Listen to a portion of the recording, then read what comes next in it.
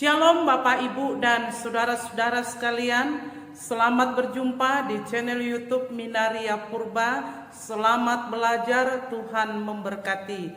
Bapak Ibu dan saudara-saudara, kita akan belajar kebenaran firman Tuhan dari Injil Lukas 13 ayat 1 sampai ayat ke-9 yang menjadi tema pikiran jelek dapat merugikanmu dan merugikan orang lain.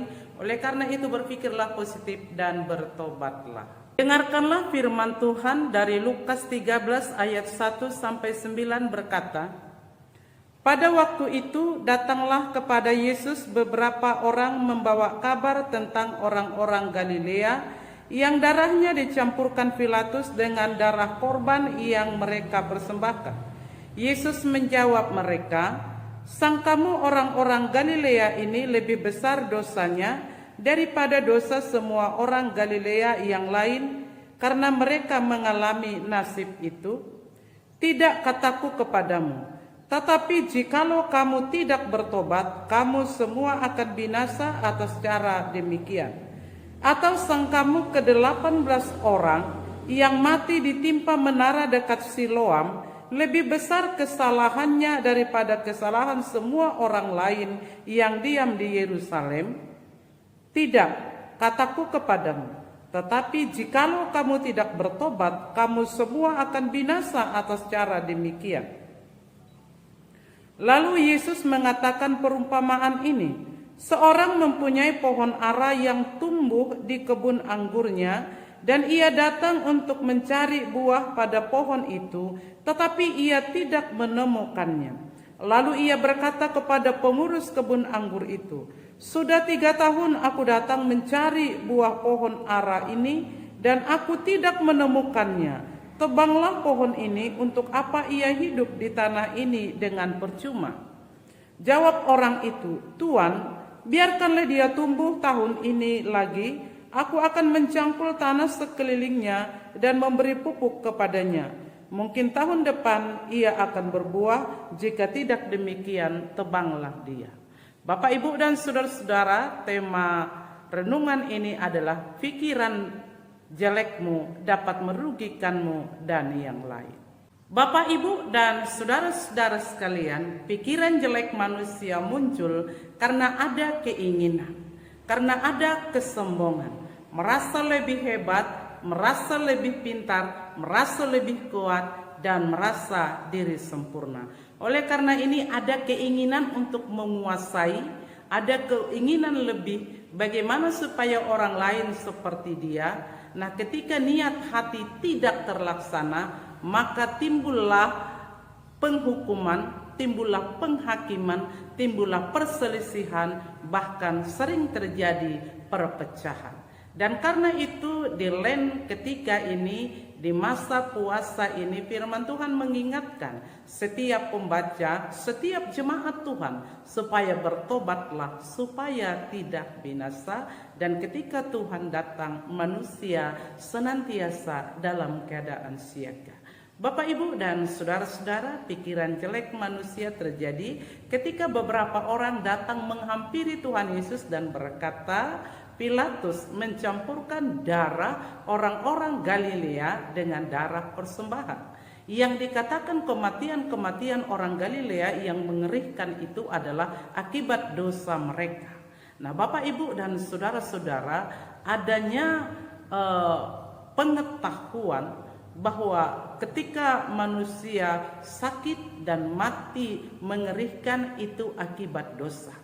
Ketika manusia tidak mendapatkan keturunan, ketika manusia hidup dalam kemiskinan, ketika manusia hidup dalam kesulitan, ketika manusia cacat secara fisik, itu dipahami banyak orang akibat dari dosa. Sesungguhnya orang yang melihat itulah yang harus bertobat, karena itu cerminan bagi dia untuk tidak jatuh ke dalam pola pikir yang demikian. Bapak, Ibu, dan saudara-saudara, oleh karena itu Tuhan Yesus menangkis pikiran yang jelek itu dengan berkata, sangkamu dosa mereka itu lebih hebat dari dosa orang-orang Galilea lainnya, atau dosa 18 orang yang tertimpa menara di Siloam. Nah Bapak Ibu, dengan beberapa orang yang Anda vonis kematian, penderitaan, bencana oleh karena dosa itu tidaklah lebih berat dari perilaku, pola pikir, dosa yang kamu hadapi, yang kamu lakukan, tetapi Tuhan masih memberikan waktu kepadamu untuk berbuat baik, untuk bertobat, supaya hidup berkenan di hati Allah. Bapak, Ibu, dan saudara-saudara, Tuhan senantiasa mengharapkan pertobatan manusia itu supaya tidak mati binasa. Bertobat artinya berputar 180 derajat Celcius, berbalik dari kegelapan kepada terang, dari kejahatan kepada kebaikan, dari yang malas menjadi yang rajin. Dalam hal ini ada satu perumpamaan, ibarat seorang pemilik kebun anggur menanam pohon ara, dan pemilik ini berharap pohon ara berbuah tepat pada waktunya.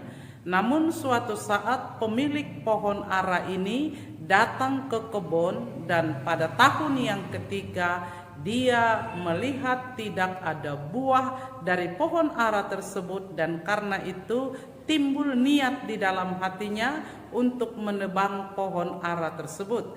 Karena untuk apa pohon ara itu ditanam kalau tidak menghasilkan buah?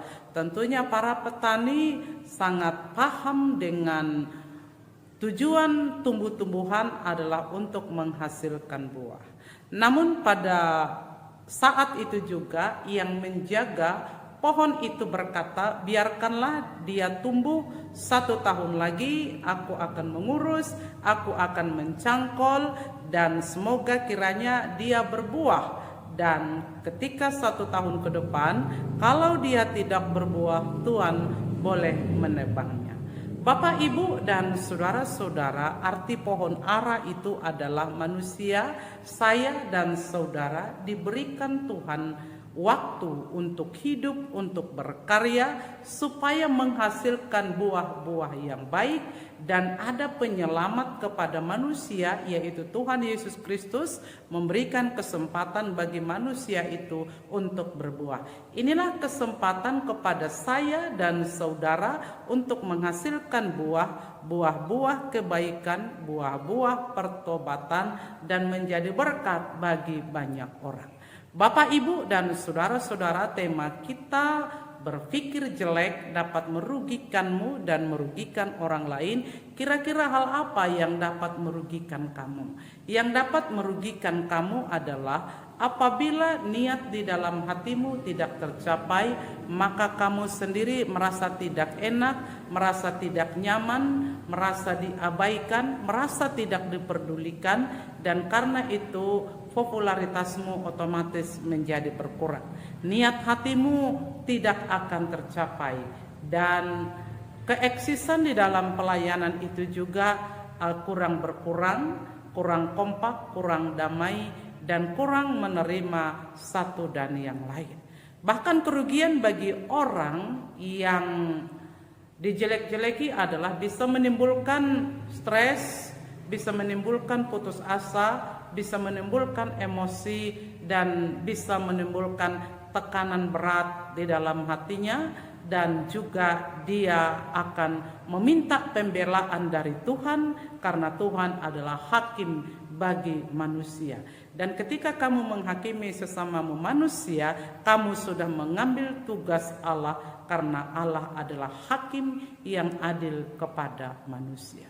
Bapak, Ibu, dan saudara-saudara yang kekasih dalam nama Tuhan kita Yesus Kristus, bagaimana caranya supaya manusia itu dapat bertobat dan dapat menghasilkan buah adalah tentunya ada proses 1 tahun. Di dalam Alkitab adalah masa yang tidak kita tahu pasti 1 tahun menurut Alkitab atau berapa lama menurut dunia nyata pada saat ini.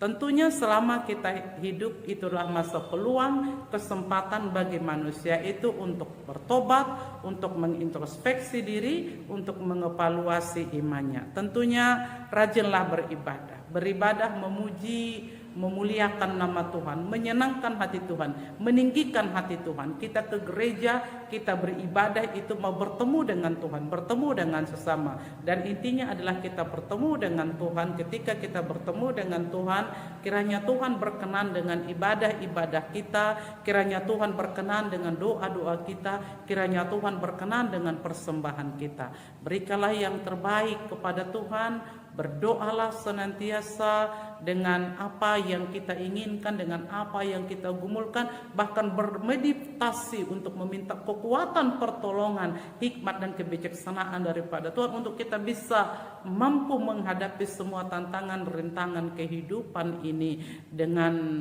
kuat, supaya kita tidak gampang emosi, terprovokasi. Terkadang kata orang bisa membuat manusia itu stres. Tapi saya katakan kepada Anda, kata orang tidak menentukan hidupmu, tetapi yang menentukan hidupmu adalah kata Tuhan. Dan karena itu dengarkanlah kata Tuhan.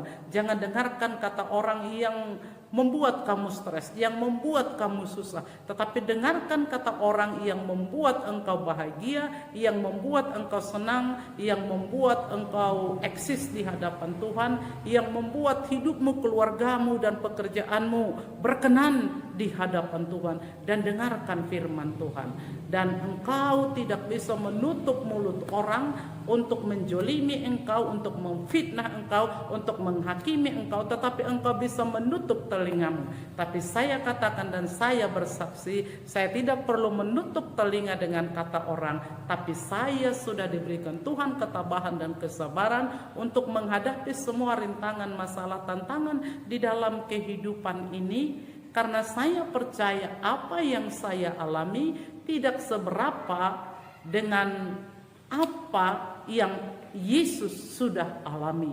Bahkan Yesus sudah menanggung sakit, mati di atas kayu salib untuk keselamatan manusia. Maka saya sebagai manusia tidak lebih kudus, tidak lebih hebat dari Tuhan Yesus. Otomatis saya akan menghadapi tantangan itu memang dengan kekuatan saya sendiri. Saya tidak sanggup, saya tidak mampu. Maka ketika kita menghadapi rintangan, masalah dan cobaan itu, pergilah berdoa, menghadap hadirat Tuhan, serahkan semuanya, beritahukan semuanya, katakan semuanya kepada Tuhan, dan mintalah kekuatan, hikmat, kebijaksanaan dari Dia untuk memampukan kamu kuat bertahan menghadapi semuanya itu. Dan biarlah engkau kuat untuk kamu tidak berdosa, dan engkau tidak membalaskan fitnahan, pikiran jelek itu. Bahkan kamu bisa melipat gandakan kebaikan itu dan tetap pancarkan teladan daripada Tuhan untuk hidup saling mengampuni, untuk hidup saling bermasyarakat, untuk hidup saling bersama.